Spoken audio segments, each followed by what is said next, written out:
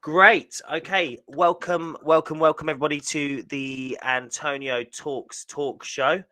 Today I have a very, very special guest on with me. Someone who I've known for many years. We haven't seen each other in many years, to be honest. But when I was a young nipper working in the Apple stores back many, many moons ago, this guy was an idol for me. He took me under his wing, and I became the person I am today, Dan. You know, because of you. I'm only joking. Actually, it's I'm partly taking no blame. it is partly because of you. Actually, there is some Yeah. there's some which we'll get onto later on. There is some sort of quotes that always stick with me, things that you said. But anyway, I'll get into that later on. Yeah. Before we jump into that, let's talk about you, Dan. And I'd love you to Yeah. introduce yourself. Yeah, cool. Well, mate, we haven't seen each other for a while, but you still look great. So Thank you. So do you. Time has been very kind. Thank you very much. So it's the same to you. Yeah. So about me, my name's Dan. From a work perspective, I've spent the last 4 years building out a company called Enjoy Technology, which we successfully went public at the end of last year, and we're now looking to expand across the globe, which is super exciting. And then before that, I spent 12 years at Apple Retail. Spent 6 years in stores, operating in and around like the London market, so the Blue Waters, Brent Crosses, Regent Streets, Covent Gardens, and then moved into new country expansion and leadership training. And then was part of the team that supported Apple grow into, what ones did I do? We done Holland, then we done Sweden, then we done Turkey, then was supported with a long stint, about 3 or 4 months in China, done Australia and the US, but I always don't credit those because they're English speaking. So, it's not hard, is it? And then the last in Apple was spent expanding into the UAE and Singapore. Amazing. And so you're saying you don't credit those because they're English speaking. What do you mean by that? Well, you know what I mean? Like, you can, obviously when we met, we were setting up stores and expanding in the UK. So, you expand in the UK, you can expand in Melbourne, you can expand in Long Beach. The level of communication is the same. You mean a challenge? So as far as a challenge goes. Yeah, well, yeah. If you go, so say for argument's sake, we've done Long Beach in LA, and they just think you're really good because you got an accent, or you use a word and you gain credibility, which allows you then to steer and influence the classroom and the leadership team. So it's sort of like, it just makes it a little bit easier. But like when you turn up, to Turkey, like I say, like speed of the speed of how you're talking, as well as the language you're choosing to use, and also the examples you use to help people connect with a message trying to get across. Like, it's a workout, but the consequence of that is it's very much more rewarding. Yeah. And so we'll get back into sort of the experiences you had with regards to training down the line. So Yeah. One thing I find really interesting about the time at Apple is people entering. So ignore the buzzes and the dum-dums and all that sort of stuff. There's someone letting people in. So one thing I find interesting about Apple, and I think is at that stage when they opened retail stores, people were closing down, right? And yeah. Do you feel like that cycle's gone full cycle again? Do you think that physical retail presences are going to come back into the forefront now that we've been locked down for a couple of years? Or do you still think that actually retail now, it has the physical bricks and mortar have had its day? What are your thoughts on that? Yeah, it's interesting that when Apple went into retail, they said they were nuts because computer retail was shutting down, and then we saw the expansion of it.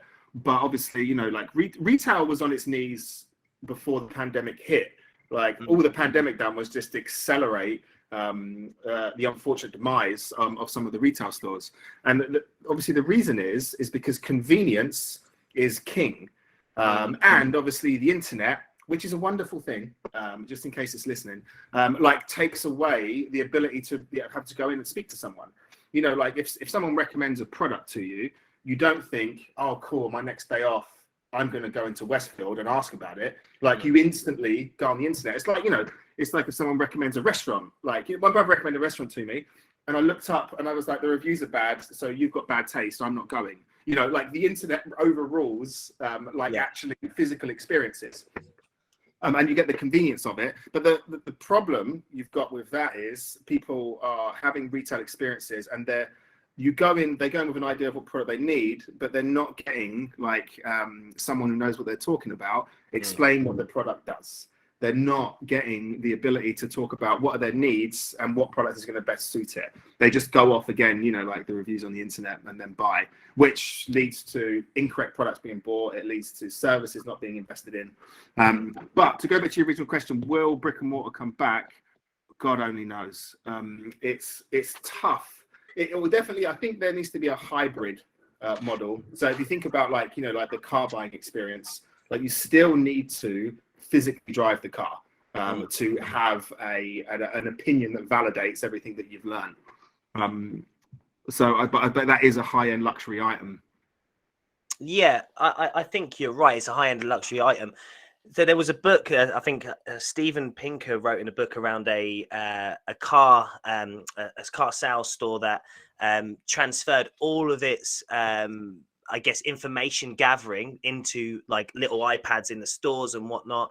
So do you think that information gathering is super key? And if everyone's looking at online today and they're going and reading reviews on Amazon before they go and buy a product, or they're using Amazon because of the convenience of next day delivery, how do retailers at this stage compete with the online world? How do retailers compete with internet because of the amount of information that's there? Do you know what I mean? Yeah. The amount of information that's not there in the stores because a retail specialist is being paid a low wage. They don't really care. It's not their passion. It's not their career. So how do you compete with that? Well, first of all, the thing to say about like the information gathering, like before buying a product, I'm not saying that in a disparaging way. That's absolutely essential. It's human curiosity, right? I think I'm going to spend some money on something. I think I want something. I want to find information. I suppose that the challenge is the source of your information, and I suppose the single source of truth. I suppose as a retailer, their websites provide like a glossary of what the product does, but like how can you make it more interactive, I suppose, is the question, or how can you help someone educate themselves through your site? So in like, not that you take quizzes if you go into like a site for a product, but how do you start up when you go on a website? How do you gauge the person's knowledge? Because the website's there for everyone, whether they're an expert or it's the first time they've ever seen the logo. But how do you curate an experience that takes you through a website that pitches to your understanding, and then also makes a recommendation that you then pick up and then go and like validate with a human? Do you think though that people enjoy that early stage non-human interaction, or do they just sort of suffer it because it's the way it is? Do you think people are becoming less wanting to interact with humans? Well, listen, like there's some people I know that complain when we come out of lockdown. They're quite happy. They're quite happy to have their windows boarded up for the rest of their lives. But this is the beautiful thing about the human race, isn't it? It's the kaleidoscope. It's the full spectrum.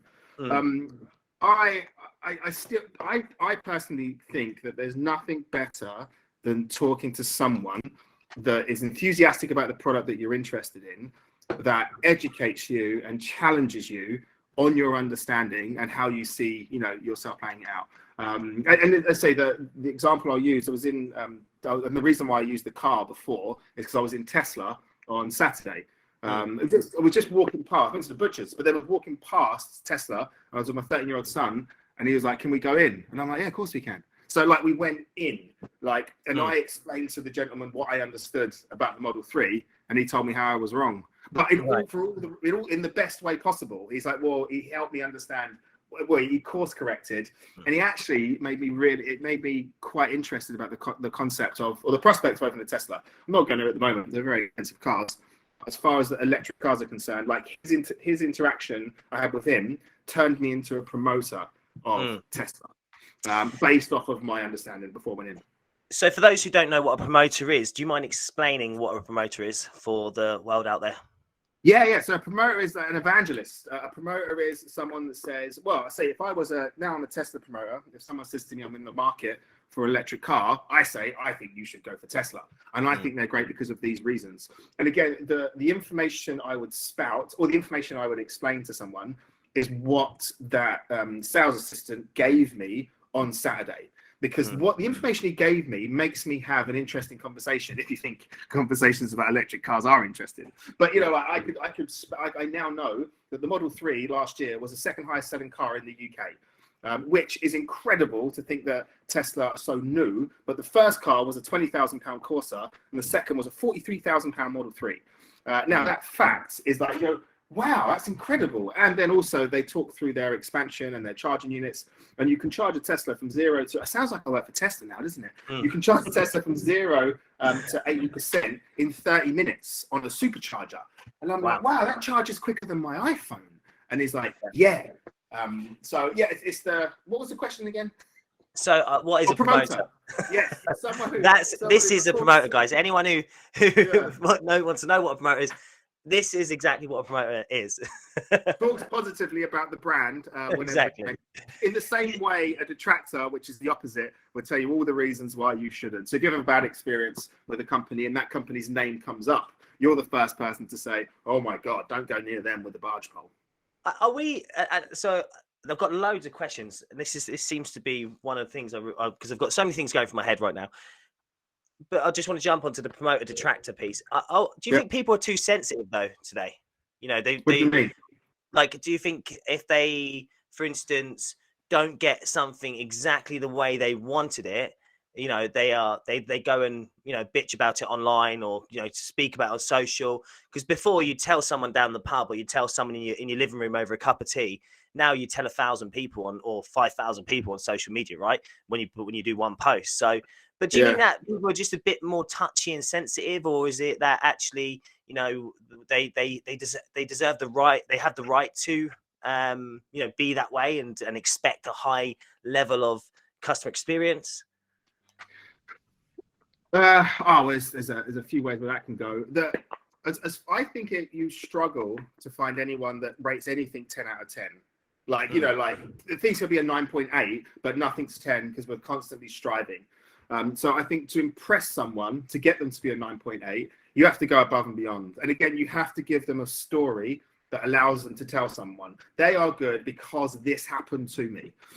As far as people looking for negatives to share, we live in a world of validation, right? And if you think you've got a good story, you'll post it online, and then you'll measure how quickly it gets liked and accepted. Now, and it's funny, isn't it? It's that something happens in your life and you'll see it, and I'm like, that's 50 likes all day long. Like that, I could get loads. I could get 50 likes in an hour. Likes all day long. You know what I mean? But you'll look at it and you're like, that's so funny. Or you'll look at something and go, I can't believe this just happened. I need to share it. I need to stand on my soapbox because I think I'm important when, I'm not and nobody else is. But because the ability to share is now so much further out, people are now looking for content because it's the content that you read and that you validate. Yeah. And negative content always goes further than positive content online. I don't know if you've seen that, if noticed that. So, but I still think that, like, let's think about my granddad, for instance, right? He, if he had a bad experience at the local butcher's, I don't think he would be like, oh, go and telling everyone. You'd suffer it, right? But today it's more like we're sort of, there's an entitlement where we have to get a good experience, and you have to go above and beyond to take my money, which I don't disagree with. I think actually it's right. But what I'm saying is that where in history between my granddad in the 60s, or 70s or whatever, going to shops where he wouldn't really complain, to now where everyone is complaining or not. You know what I mean? Where did that change? What happened? Instagram. That's a good question. That was a good question, I've got to say. It's a great question. Well, the thing is, but your granddad, we're all conditioned in a different way, which means that we'll show up differently in a different set of environments, right? Depending on, how we've been educated and where we've been brought up and what our belief system is. So, your granddad, like, you wouldn't see it as something that's worth moaning about. Whereas, arguably, if you've got a more, I wouldn't say sheltered, more precious life, or just negative things don't seem to happen to you. If something bad in someone's eyes is small, it could be big to you. It just means that your Richter scale of what you've actually been through in your life is just different to everybody else's. You know what I mean? We're all carrying a cross that we think is the heaviest thing in the world, but you know, it all depends on how we've been conditioned up until that point. And again, go on. Sorry. I said Instagram as a joke. It isn't it? Because, you know, there have been, you know, drama queens in the past. There'll be more in the future. And there'll be more people like your granddad in today's age, because some people might have to maybe fought for like 3 years to get in the industry that they're in, and they're really grateful for it. So they just don't complain because they reflect more about what they're grateful for rather than what annoys them.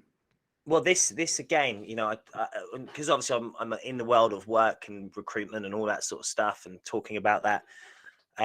There is another point around how the new professional coming out of university, maybe they've studied for, you know, the same, like a traditional course, 3 years, right?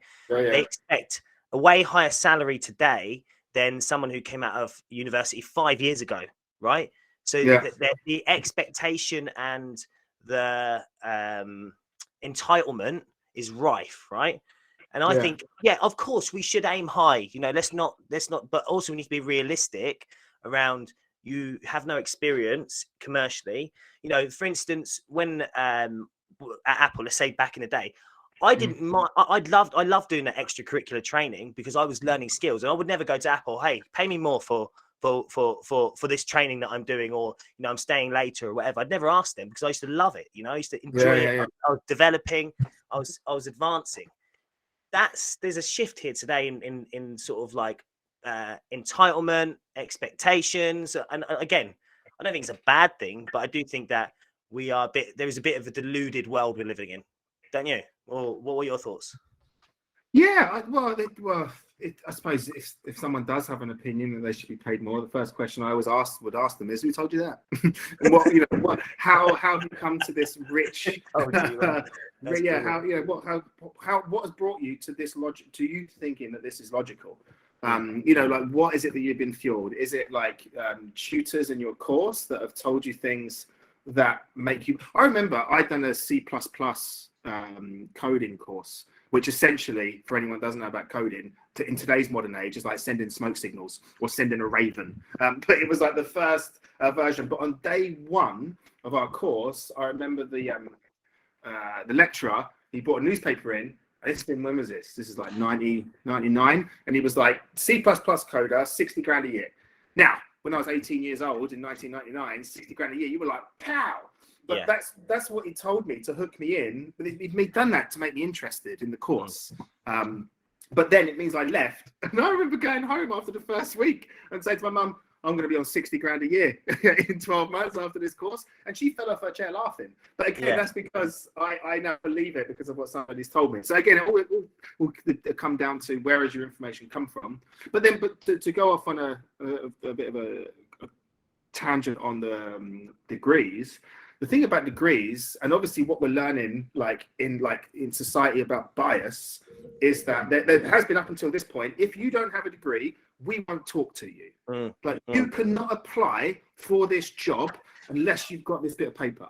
That's actually disappearing now, because everyone knows that if you do have a degree, amazing, like incredible achievement, but it's not the thing that gets you in the door anymore, because some companies are like, no, as a fair way of approaching how we staff our companies, like, you know, we're looking outside of degrees. So they're becoming less much of a bragging rights as they were, I think, you know, like 15, 20 years ago.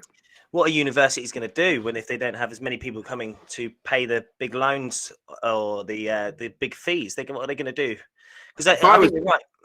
Sorry, go on. Go on, mate. No, go. I think you're right in terms of degrees are less, I guess, like, what's the word? Degrees are less important to companies. But that being said, I think if you're a doctor, I think it's good to have a degree, right? You can't be a doctor and turn up and say, I tell you what, give me a 6 month break. Just give me a corner as a GP and I'll see how we do. Yeah, it's definitely essential for some.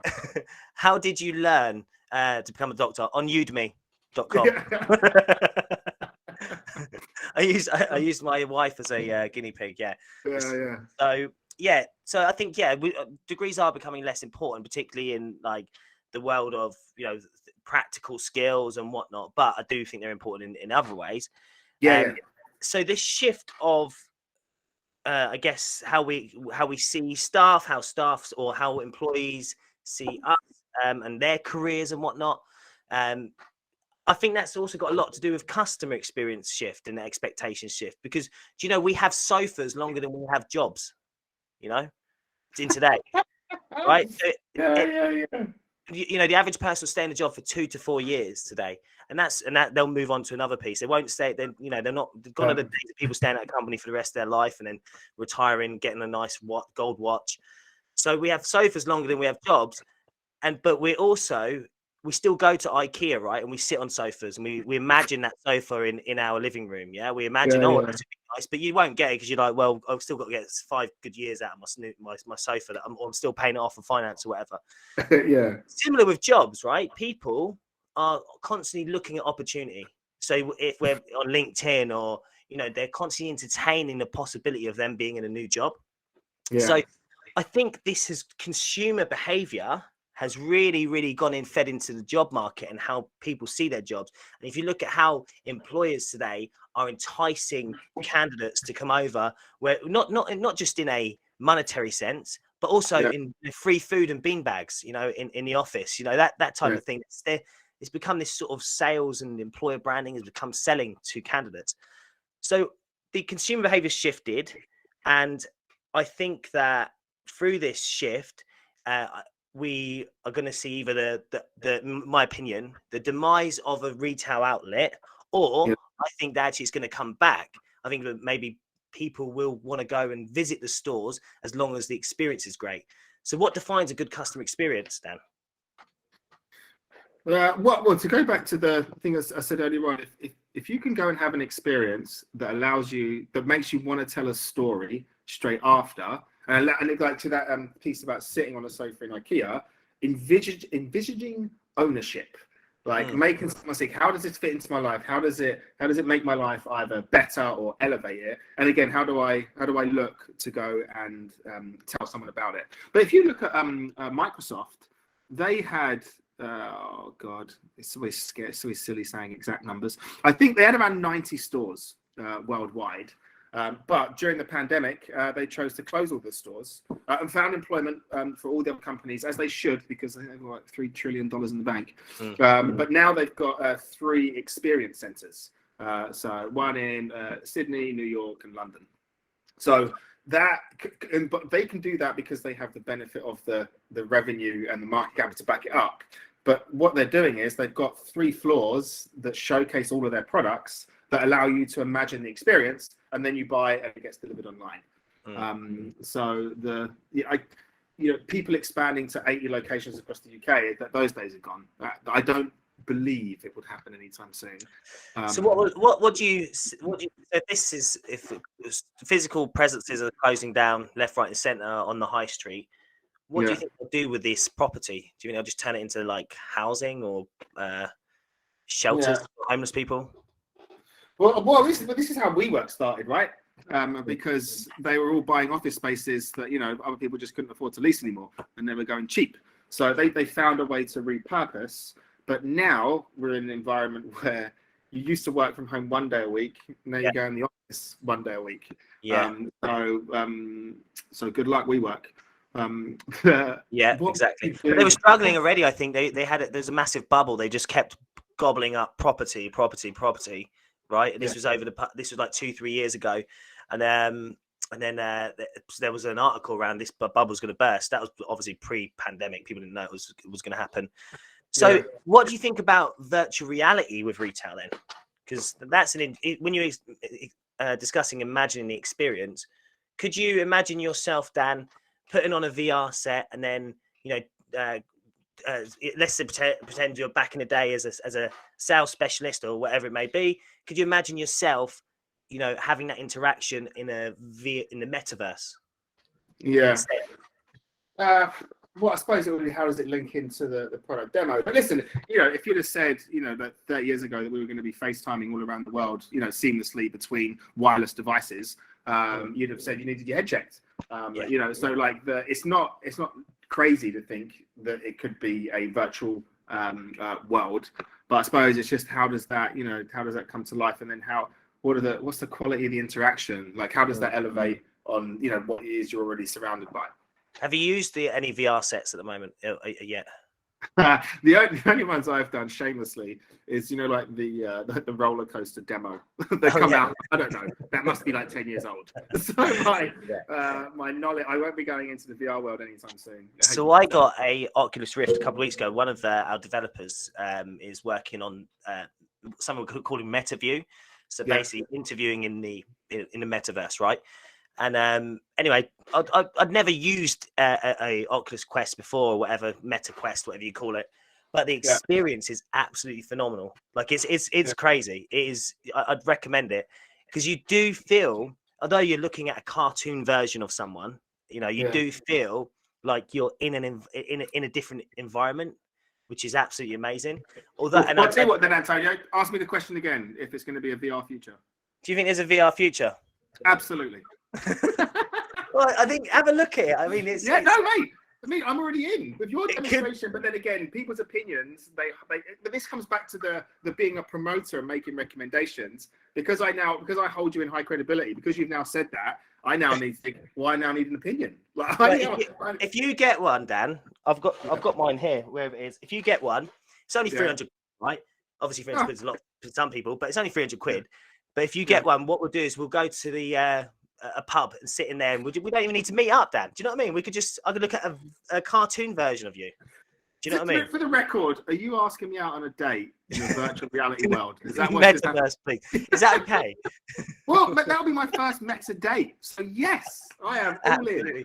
I've persuaded about 5 people so far to buy one, and Kevin, I don't know if he's on. Actually, Kevin he's in the Philippines, right? I sent him to the Philippines about 3.5 years ago. He never came back. Basically, he's now got a wife and a kid out there. never coming back. But there he is. I can come back in the virtual reality world. Exactly. So this is Kevin. He won't come back. He's stuck now. But yeah, I've persuaded him to buy one because he's in the Philippines. Haven't seen him for ages properly. So yeah, definitely recommend it, Dan. Okay, back to retail experiences. Yeah. So tell us, I know obviously I don't want to know what's happening future of Enjoy or anything, but tell us about where the concept of Enjoy came from, because it is a really curious concept to me. You know, essentially you're bringing retail stores to someone's home, right? The retail experience to someone's home. How does that work in reality? Do you know what I mean? Yeah. Well, mind me asking. Of course. Go on. Sorry, go on. Yeah. The Enjoy started 8 years ago this year with the very simple question: what if the best of the store come to you? Like, that was it. Because obviously you've got the convenience of online. Like, if I want to buy a phone, I can press a button and it can be delivered in 2 hours. But again, you lose all of the experience, all of the accessories. So what the concept is that you will say you order a technology device, to say like an iPhone or a Google Pixel or a Samsung. You know, we're non-biased. But when you turn up with that device, the first thing we'll do is obviously transfer and set your phone up. So it's exactly the same as what the device you're coming from, to make sure you feel comfortable and make sure your photos are come across and your apps are working. And then we'll talk you through the ecosystem of that device. So whether that's speakers or headsets and other services that complement what it is that you're trying to achieve. And I think, and you'll remember this from working in the stores, the amount of times if you ever worked in a phone store or in an Apple store, what you used to do is just get a bit of paper and you used to draw out a map of like someone's house, and you're like, your router is here, your devices are here and here. You need to plug this speaker into here, you need to put the printer into here. And the best compliment you would ever get at the end of those visits is, can you come home with me? I mean, it sounds a bit creepy, but it's like, if you were in my house, this would be so much easier. So it's solving that problem or solving that request or answering that request in presenting the best of the store in the environment that you're going to use it. So that you've got an expert with you there and then that can just talk you through, like how the product works. And again, it works with products that are complemented by a demo and also complemented by a series or a suite of products and services that surround it. Is there a certain demographic that tends to participate in that type of service, or is it right from your sort of 15-year-olds right up to 80-year-olds? Is there a key demographic that participates in that type of service? Well, the first question I'd ask to that is, I mean, what's your guess? Who is it that you think this is best suited to? Who uses it the most? Yeah, so my guess would be around 50 plus, right? I think 50 plus people who are not so technologically savvy. But then again, and I was thinking this went through my head whilst you were discussing this.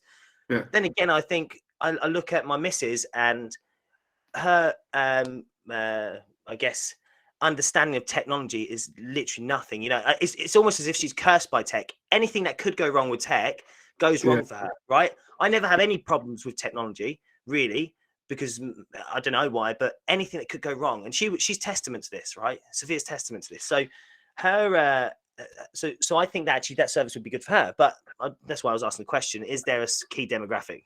Yeah, the reason why I ask, and this is on our website and it's in our investor deck, is because every time I ever explain what Enjoy does to a friend or family member, what they'll say is, "My mum would love that. Oh, you'll be great for my granddad. Oh, I tell you what, can you go around my nan's house?" And the reason why people do that is because they're the people, because you're the one that gets called by that person when they want technical support. So it's a fair assumption. But I think, 65 plus is like 11% of the people who use it. And then everything else is spread quite surprisingly evenly across everyone that uses technology. Because it's going to be the person that it's the busy professional that doesn't have time to learn how new technology works, but they could fumble their way through. However, we can elevate the experience. You can have someone that is a tech that is very tech savvy, and then we just go toe to toe with them and say, "All right, cool. Well, what do you learn, and how do you evolve?" This comes back to that statement around when you start pitching a product, pitch at the user's understanding. Because if that's where you start, then every conversation is going to add value. Now, that's as long as you've got a really good team behind it, which we do. So that's interesting. That's interesting because I found that when I left Apple and started working in the recruitment industry, I was less around technology. Although I have technology, I was less around it, and I found that my ability to grasp tech became lessened for some reason. So, even with the VR set, when I was setting that up, I was still a bit cautious and whatnot, like my dad would be. I don't know if it's because I'm getting older, and I'm just, but I was a bit more cautious around what I was doing. Which anyway, that's just a point I'm making. So do you remember in the personal setup areas when you'd be in the Apple stores and you'd take someone over after they purchased an iPad and they would open it for the first time? That experience, that they'd have that joy on their face. Is that what you're essentially creating? Amazing.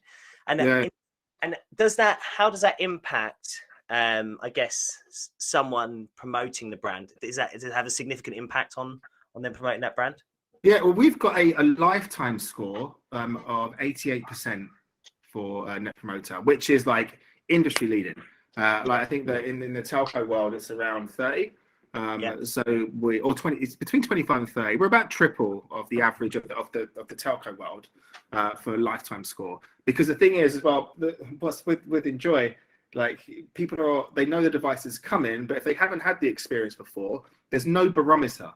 If you turn up and add true value in a visit and an experience, like someone's like, you blow their mind because it's like I wasn't expecting it to be as good as it is, and you're like, well, this is what we do. So we've got a huge that's amazing. So on experience and on so obviously you're quite a passionate guy, Dan. I don't know if anyone's told you that. Has anyone ever told you that?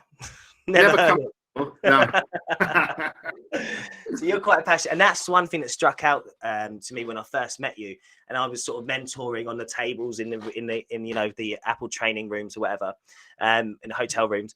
And you gave me this opportunity once to actually do a facilitation, right? You were like, "Well, yeah, do you want to do it?" I don't know if you remember this. Do you remember at all? You probably don't. No, I remember you in the classroom, of course. But anyway, finish anyway, it was a Saturday afternoon, and yeah, it was like my first year in London. It was October, I think it was. Anyway, I remember it. Anyway, it was a cold day outside, and you gave me this opportunity. You said, "Well, why don't you do this part at the end? You know, to facilitate this section of the training." And I was obviously really nervous. Never done anything like that before in my life. Anyway, got up and I was just pacing the room. I was just because I was really nervous. And anyway, I delivered. I think I delivered it well. People were quite, you know, there's smiles on people and all that sort of stuff. But that was my first taste of sort of facilitating training and getting buy-in from people. Do you know what I mean?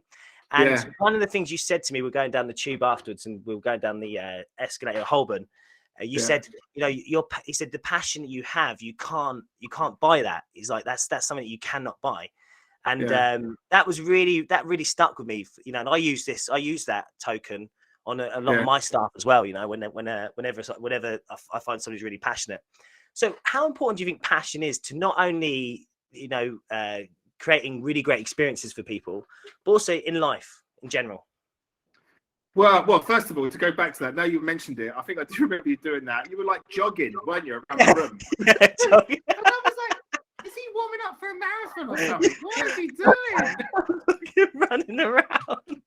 But the thing is, but just to simulate to everyone, like, the thing is, if you were a participant, you were doing this. Like, the whole class, it was like watching a match at Wimbledon. The heads back and forward. Yeah, because they're sitting in these staple chairs forward. Then you just go round and round and round.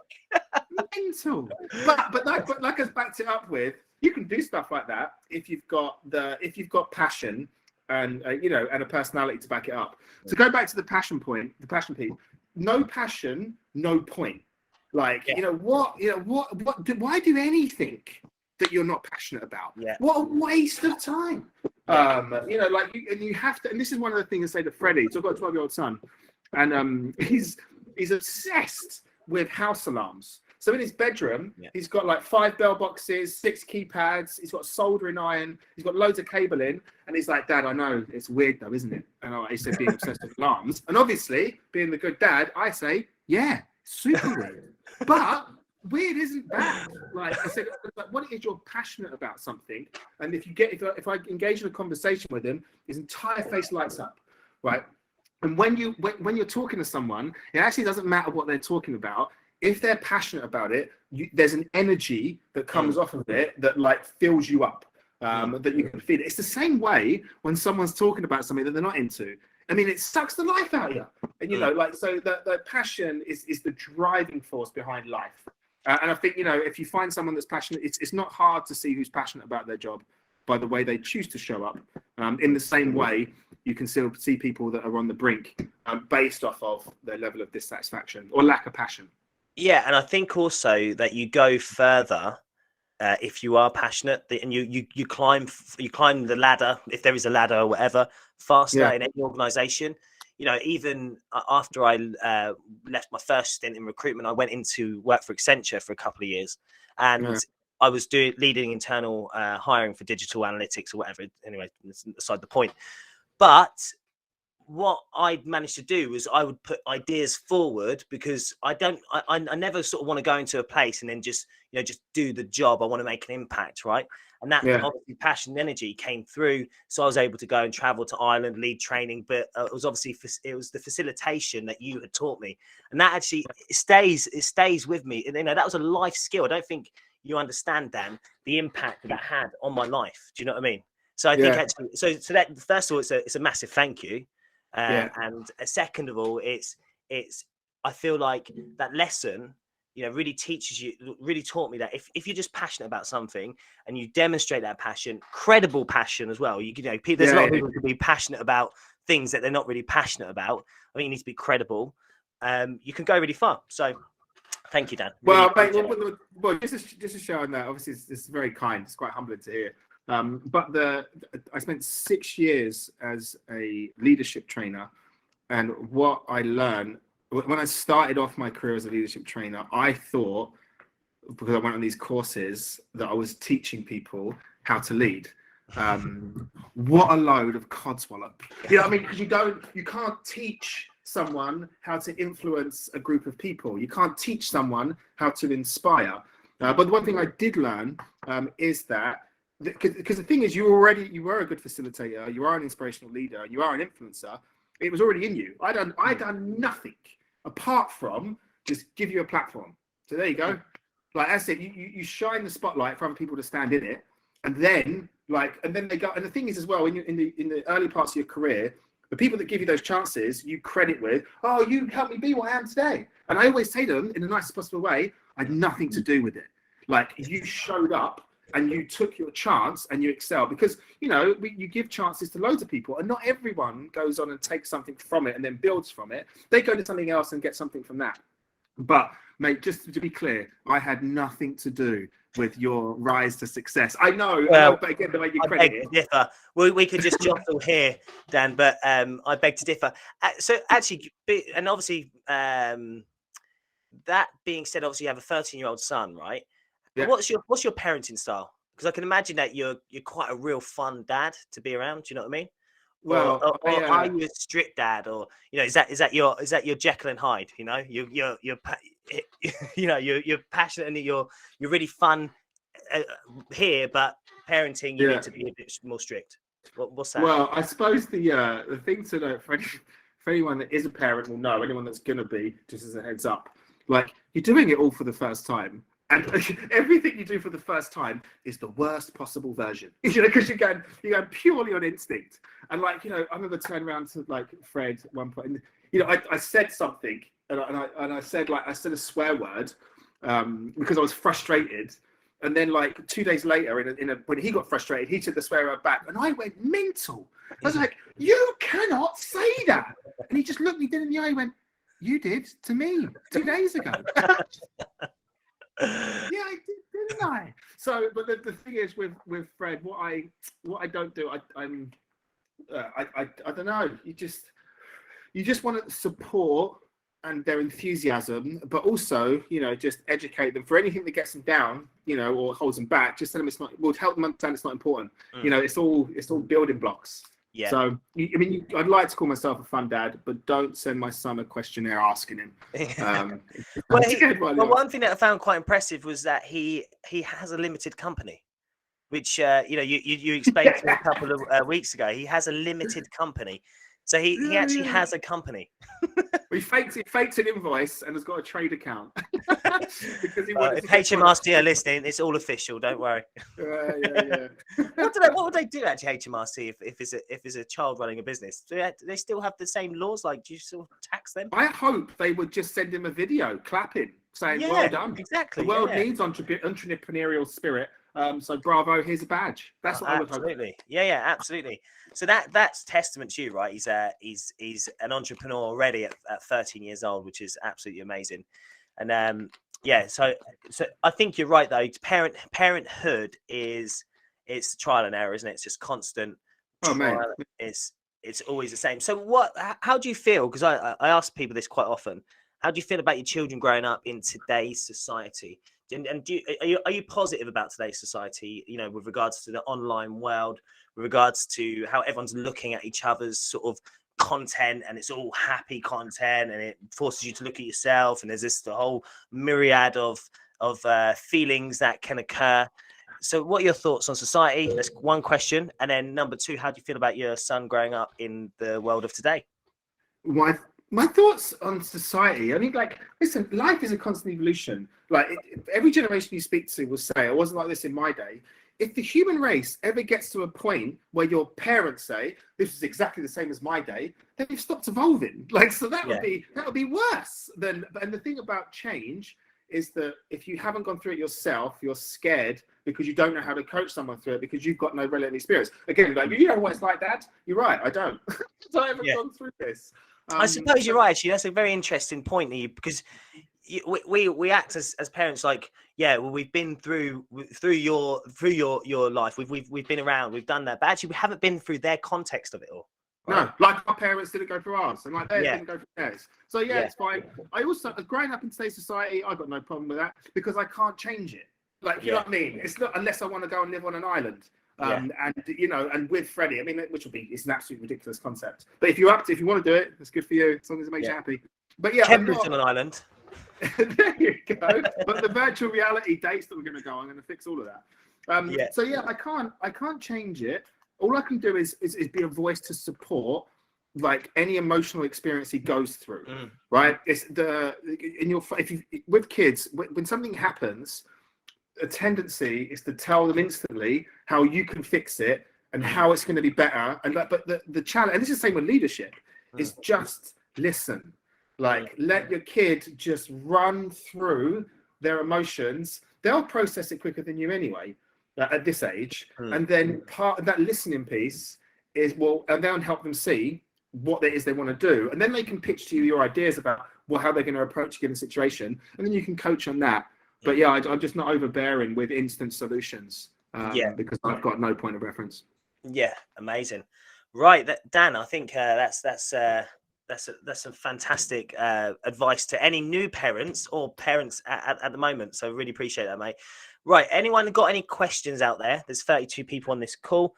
Anyone got any questions for Dan around anything? Please raise your hands if you do. Let's see. Oh, someone's raised their hand. I don't know who that was. It's Kevin. Is it Kevin? Kevin? Is it? I don't know if you can hear me because my internet's poor. Yeah, can you hear me, Dan? Oh, excellent. So bringing it back to sort of the retail side of things, I think we skipped over a bit of this on what do we see the retail being, and I know that Enjoy is going into people's houses, etc. But what is the future of retail, and how does technology sit into that as well? Not just your VR headsets, but also your other, like, so let's go AI and robots and things like that. There's a Japanese restaurant now that disabled people can be robots, and they can be in a bed in Tokyo and they can serve people in a restaurant in Berlin. So that's quite an interesting sort of angle where retail's going. But I just wondered where you think robots and AI fit into it.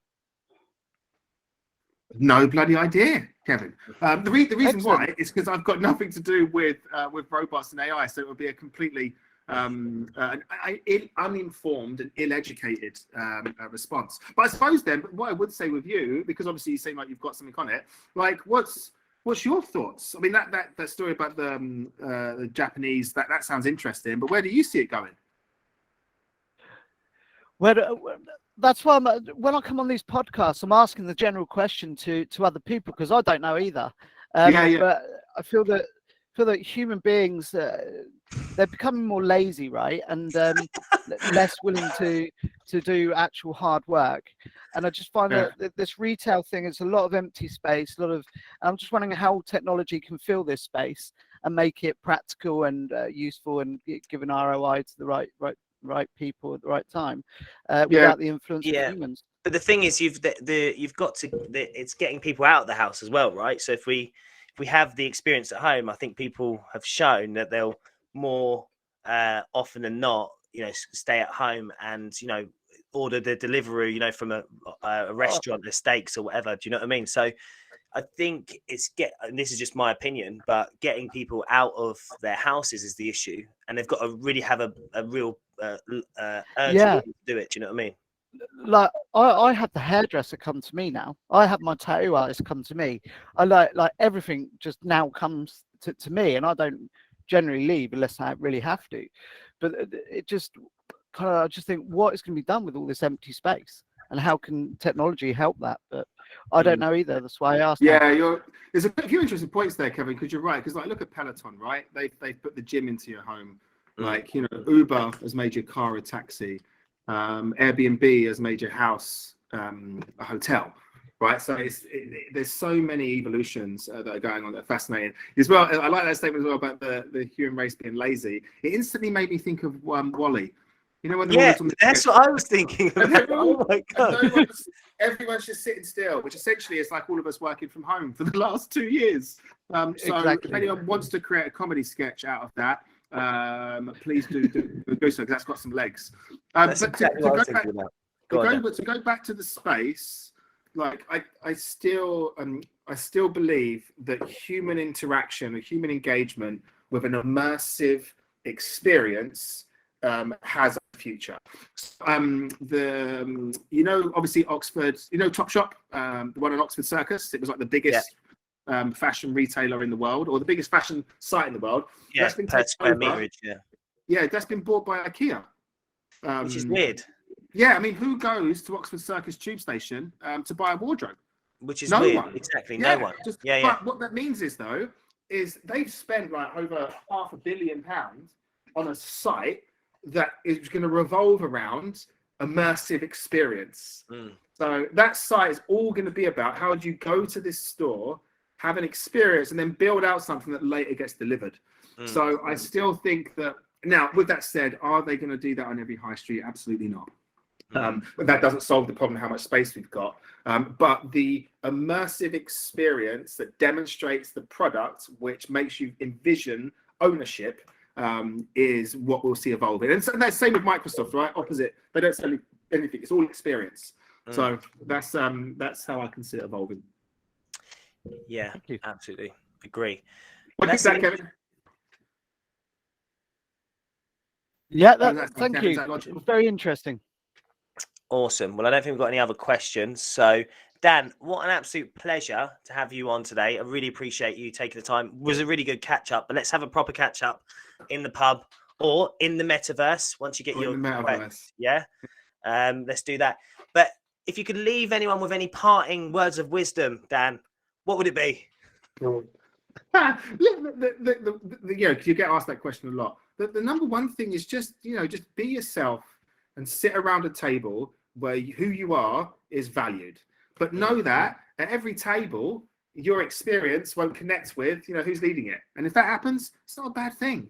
Just move to another space where your skill set, because you'll have one, is truly valued, and don't settle ever. Boom. Love it. If you guys would like to connect with Dan, you can see a link down below to his LinkedIn. I'm not sure how often you're on LinkedIn, Dan, but you'll probably get some requests come through. So if you guys would like to connect with Dan, feel free to do so. Dan, it's been an absolute pleasure. Really appreciate you taking the time. Everyone, please subscribe to the podcast, subscribe to the YouTube channel if you're watching via YouTube, or like it or follow it via Spotify, please. Well, that's pretty much it, guys. Do that.